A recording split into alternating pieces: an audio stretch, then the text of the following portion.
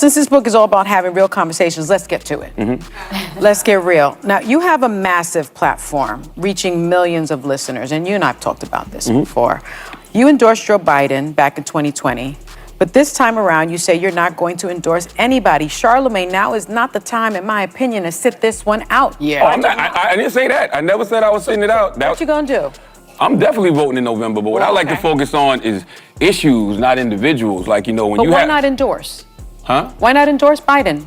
Because if I'm sitting here telling my listeners that, you know, you have somebody out there who is a threat to democracy, you have somebody out there who said they want to, you know, suspend the Constitution to overthrow the results of an election. You saw this person, you know, try to lead an attempted coup of this country, and I'm telling people that this guy is a threat to democracy. Have you ever read Project 25? There's only 2 candidates out there. So if I'm saying that about this individual, the choice is clear, right? And I've seen y'all do this on The View before. I saw y'all do this to Killer Mike when he was on The View, and Killer Mike literally sat here and said, hey, you know, I supported Keisha Lance Bottoms. I supported Ralph Warnock. I supported John Ossoff, right, in Georgia. And he said, you should support the people that I've supported. You should support the person who the people I've supported are supporting. Okay. That's y'all opportunity to say, well, clearly he's talking about President Biden. Why do y'all need us to say this if we don't feel comfortable saying it? You know, one of the frustrating things that happens to the black community and black people at large is that people who are the white liberals, I label them, think that 1 or 2 entertainers speak for the entire community. It doesn't matter who it is. Going back in the day to entertainers and singers and athletes, to now you got people like Charlemagne who goes on these shows promoting his book. And because he speaks for the culture, liberals on The View, I called Sonny Hostin and Whoopi Goldberg and that other lady on there who's supposed to be conservative, but she's really liberal. Those people want Charlemagne to endorse Joe Biden so bad. That goes to show you that Joe Biden is struggling. But the thing about it is, they don't do this to any other group, any other ethnicity. Think about it. They've had all other kind of entertainers and people like that on their shows, actresses. You don't ever hear them beg for them to endorse a candidate, to endorse Joe Biden. Why is that? Well, I'm here to tell you. Just like what Malcolm X said in the past. Just told you a little while ago, these leaders that they call leaders, this included Lena Horne, this included Dick Gregory, and this included comedians, comics, trumpet players, baseball players. Show me in the white community where a comedian is a white leader.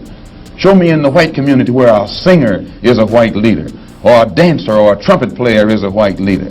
These aren't leaders. These are puppets and clowns that have been set up over the white community and over the black community by the white community and have been made celebrities and usually say exactly what they know that the white man wants to hear.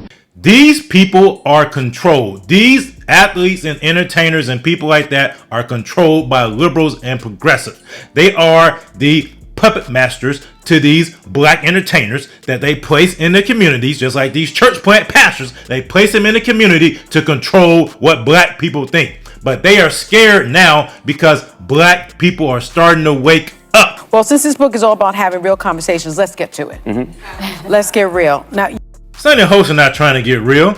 She's telegraphing to Charlemagne, you see these black people getting out of line? Let's get these black men in line. These black men are getting out of line. They trying to vote for Trump. Don't you see what's happening? Come on, get these black folks in line. She would never come out and say that, but that's exactly what she's trying to do. you have a massive platform reaching millions of listeners, and you and I have talked about this before. You endorsed Joe Biden back in 2020. But this time around, you say you're not going to endorse anybody. Charlemagne, now is not the time, in my opinion, to sit this one out. Yeah, I didn't say that. Now, I'm not advocating for anybody sitting out any election. I had this conversation over the past weekend with family and friends. I'm not advocating for anybody to sit on the couch. But as black people, you have three options. You have the option to vote for the Democratic Party, like I said in the video I made before, that's your abusive mother. You have the option to vote for Donald Trump, who's trying to make a difference in the black community. who represents the Republican Party, the party itself, the establishment that has treated you like an absentee father, or you have the couch. And unfortunately, a lot of black people are going to vote for the couch this year because they're not excited about either candidate. They're definitely not excited about Joe Biden and what he's done to the black community since he's been in office. And they've been lied to by the media and by the pastors that they listen to and by the entertainers that they listen to about Donald Trump and what he has done to the black community. So therefore, a lot of black people will opt for the sofa this year. I never said I was sitting it out. What you gonna do? I'm definitely voting in November, but what I like to focus on is issues, not individuals. Like, you know, when but you why not endorse? Huh? Why not endorse Biden? Because if I'm sitting... Because the man doesn't want to endorse him. Why are you forcing this man? See, that's what they think. They think this dude speaks for all black men. He doesn't. He doesn't. If they had, what's a white entertainer's name? What's a white guy's name that's in a similar situation? Let's say they had Joe Rogan on there. Do you think they'd be pushing Joe Rogan to endorse Joe Biden? Of course not. They wouldn't be doing that. But because Charlemagne's a black man and all black people are supposed to think alike, they have to browbeat this dude into endorsing Joe Biden. And he's very uncomfortable with it. Don't you see him, how he's squirming in his seat? I'm here telling my listeners that, you know, you have somebody out there who is a threat to democracy. You have somebody out there who said they want to, you know, suspend the Constitution to overthrow the results of an election. You saw this person, you know, try to lead an attempted coup of this country. And I'm telling people that this guy is a threat to democracy. Have you ever read Project 25? Mm-hmm. There's only 2 candidates out there. So if I'm saying that about this individual, the choice is clear, right? And I've seen y'all do this on The View before. I saw y'all do this to Killer Mike when he was on The View, and Killer Mike literally sat here and said, hey, you know, I supported Keisha Lance Bottoms. I supported Ralph Warnock. I supported John Ossoff, right, in Georgia. He said, you should support the people that I've supported. You should support the person who the people I've supported are supporting. Mm-hmm. Okay. That's y'all opportunity to say, well, clearly he's talking about President Biden. Why do y'all need us to say this if we don't feel comfortable saying it? Because, Charlemagne, as your role as a puppet in the black community, you must toe the line, man. You are getting out of line by your refusal to endorse Joe Biden. You are not getting in line with the matriarchy. You are not getting in line with the liberal feminists that run the Democratic Party, with the progressive Marxists. We're going to cancel your show. You better get yourself in line. No, it's not that we need you to say it, but I think other folks need to hear because, you know... No, we don't, Whoopi Goldberg. You shouldn't make a decision based upon some entertainer and what they think about a political candidate. You make the decision as a Christian for the platform that aligns closest to the Word of God, and you decide that way. You don't decide who you're going to vote for because a Taylor Swift or a Charlemagne endorses a candidate. But that goes to show you, black people, they don't think you have agency. They think because this dude says he's going to endorse Joe Biden, you're supposed to fall in line. Those days are over. This revolution has started. And these liberal black people especially don't know what to do about it. One of the things I'm sorry, I just jumped you, I'm sorry. But one of the things that we've been talking about is the fact that getting facts out through the media has been seems to be very difficult. I feel like I just spewed some facts. Yeah. Yes, but we need you to do it on your show. Well, the reality is I think both candidates are trash. So but I am going to vote in November, and I'm going to vote my best interest, and I'm going to vote who I think, you know, can preserve democracy. So if I think both candidates are trash and I don't feel like, you know, endorsing one, would you rather me endorse an individual or endorse the fact that, hey, we need to go out here and protect democracy? That's a straight up lie. These Democrats have been running for the past 4 years. Trump is not destroying democracy. That's a straight up lie. That's what you have used to sabotage Trump, to sabotage the MAGA representatives, to paint them as extremists so that you can come in and continue your abuse of power and retain power. People not sleep on what you're trying to do, Democratic, Marxist, and socialist. You are saying that you are not endorsing Joe Biden, but you will vote for Joe Biden. And you point out in the book that a lot of people are on the couch. They don't like either candidate. You've called them trash choices. Mm-hmm. Don't you think you have a responsibility as somebody in the public eye to excite young people to get off the couch? This is the argument that liberals, especially white liberals, always make to people in the black community. Don't you have a responsibility to do this? Don't you have a responsibility to do that?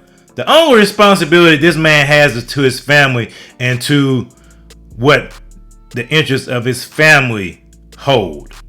That man has no responsibility to, especially from a political standpoint. But see, they use that argument to guilt black people into staying in the Democratic Party. Look at the progression as to how the Democrats have tailored their message. It's gone from fear that Joe Biden has been pushing fear and Kamala Harris, the threat to democracy, to now guilting black people into voting for Joe Biden. They are really, really desperate. And make a choice, because sitting out is a kind of a vote in its own way. It supports one or the other. Well, yeah, I can't lie to my audience. So if I'm not excited, why would I, lie to my audience and try to get them excited? And I don't think it's my job, to get people excited. It's the candidate's job. Why is he reacting like that? These white liberals are really, really scared now. To get people excited. So if they want people to be excited about voting, they probably should run better candidates. Well, that's not about the candidate. It's about democracy. You should get excited about participating. Oh, no. And it's not just the presidential election. Yeah, it's also on the local level, Oh, absolutely. state level. Absolutely. But it's not even just about, participating in democracy. This election is about protecting democracy. And, it's funny to me because, I come on these programs and a lot of the left-leaning programs, y'all just don't know how to push narratives. Because I'll come on these programs and say, I think Donald Trump is a threat to democracy. I'll say that he, he wanted to suspend the Constitution to overthrow the results of an election. He led an attempted coup in this country. But you never lead with that. But if I say Joe Biden is an uninspiring candidate, that will be the headline. How about the right does a great job of pushing their narrative regardless. Democracy dies if people don't participate in it. Also, I'm not telling people not to participate. I'm voting. I've consistently said I'm voting, and I've told you who I think the threat to democracy is, which is Donald Trump. And you think they should get off the couch and vote? Who? People out there. You calling on folks. It's three choices you have this year. You have the Republicans, who are the crooks, the Democrats, who are the cowards because they don't fight enough, and the couch, which is voter apathy. It is the candidate's job to energize people to get off the couch. All right. Only thing I can do is constantly tell you what I think, and I think that Donald Trump is a threat to democracy. Now, Tony, with me saying that, who do you think, who would you vote for with me saying that?